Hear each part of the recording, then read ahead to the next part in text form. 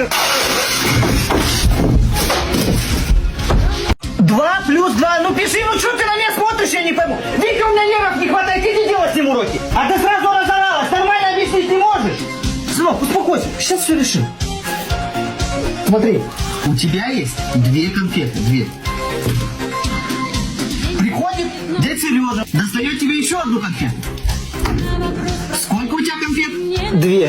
У меня есть 4 печеньки. 1 я взял, ты съел. Сколько печенек осталось? 4. Подожди, есть 3 печеньки, 1 я сожрал. Сейчас сколько их осталось? 3. Блять, ну как 3? Если их 2. Потом заходит Вадик, наебнул еще 1 печеньку. Сколько их остается? У нас осталась последняя печенька. Я не взял и разъебал. Сколько осталось? Не знаю.